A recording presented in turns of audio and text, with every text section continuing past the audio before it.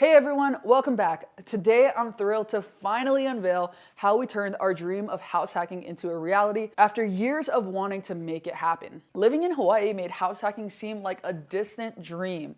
Prices were sky high and the competition was fierce.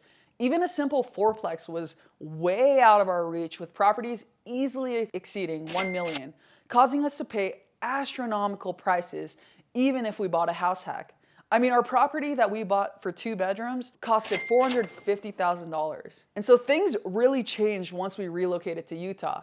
We've managed to crack the code and secure an incredible house hack that has completely transformed our living situation. Now, how did we do it? Well, in this video, I'll dive into the details of how house hacking works, how we found this property completely off market and got the seller to finance us, no income, no credit check, and give you the exact numbers. By leveraging the rental income from the downstairs unit of our property, we've been able to live in a larger space while paying less than we did in Hawaii. So stick around to learn how you can upgrade your living situation without the hefty cost. Let's jump in.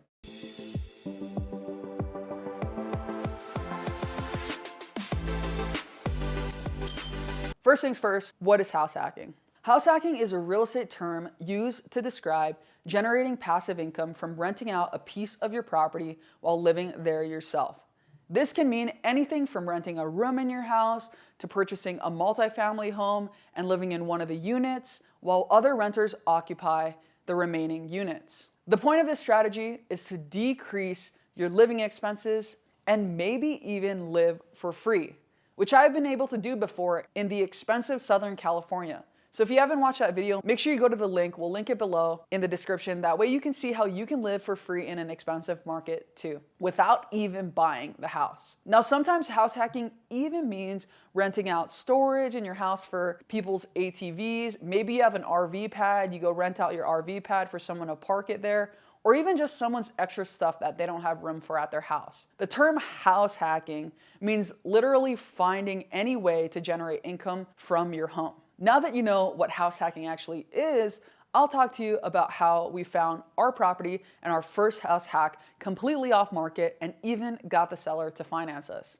Before moving here, Marcus and I knew we couldn't qualify traditionally for a regular conventional loan, given the fact that we sold our existing house in Hawaii on seller finance, and that loan is still in place and the new buyer is just paying for that loan. On top of that, we do not have traditional jobs to qualify for any type of conventional loan. It would literally nearly be impossible to go buy a house without getting financing from the seller. And once we knew we were moving to Utah, I started calling realtors that very day for seller financing opportunities. I looked on the market originally and later found out that one of my good friends in Maui, Zasha, knew an investor-friendly realtor in Utah. We told the realtor that we were looking for a seller financing opportunity in the Salt Lake area, and lo and behold, she knew somebody looking to sell their property off market to an end buyer. It's honestly really crazy how this whole thing happened, but this is proof that it's not about what you know, it's about who you know.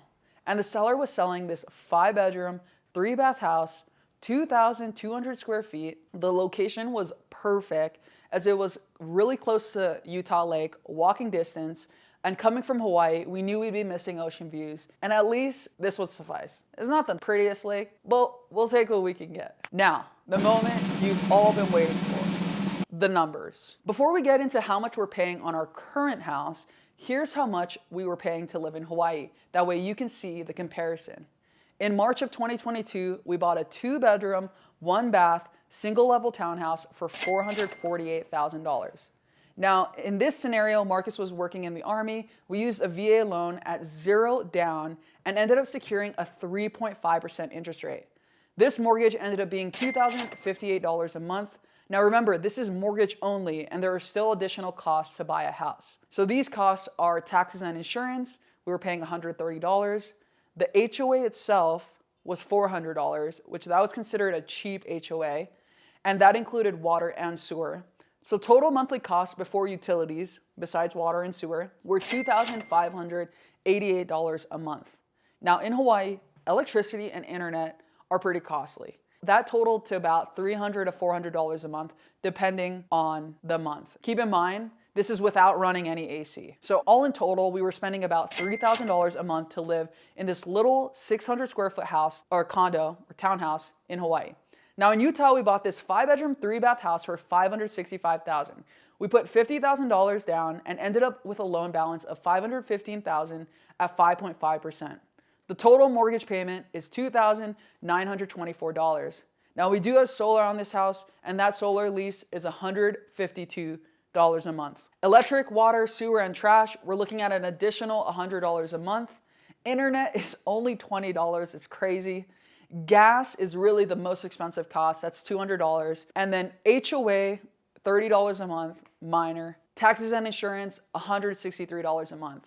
All in total, that's $3,591. Now you might be thinking, wait, that's more than what you were paying in Hawaii. Why are you so stoked to be paying more? Well, that's because that number doesn't account for the rental income downstairs. So downstairs in the basement, we have a 2-bedroom, 1-bath that we rent for anywhere between $1,000 to $1,200 a month with all utilities included, depending on what time of the year it is. In the worst case, when we make $1,000 a month, you subtract that from our existing living expenses, and we're paying $2,591 a month to live here in Utah versus that $3,000 a month in Hawaii. On top of that, we've been wanting a house for so long. We have a fenced-in backyard, where otherwise in Hawaii, we barely had a balcony, probably like 10 or 20 square feet. Now we have a 3-bedroom, 2-bath to ourselves upstairs, allowing Marcus and I to both have our own office, whereas in Hawaii, Marcus worked in the living room and I had my own office. We tried working in the same office, doesn't work. But we not only got to upgrade our living expenses to have our own offices and a backyard for fun summer activities, we ended up decreasing our living expenses by $409 on a bad month, which means we decreased our expenses for housing specifically by 14%.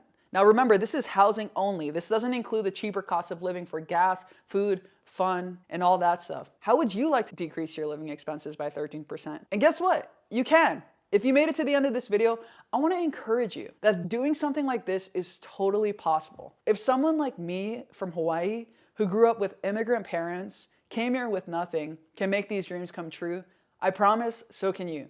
And I'm here for you if you need anything. Thanks for watching, fam. Make sure you hit that like button and subscribe. It really helps me get this video out to more people and allows me to continue making free content just for you to find your first deal and get paid. See you on the next video. Hey, watch this video next. YouTube really thinks you're gonna like it.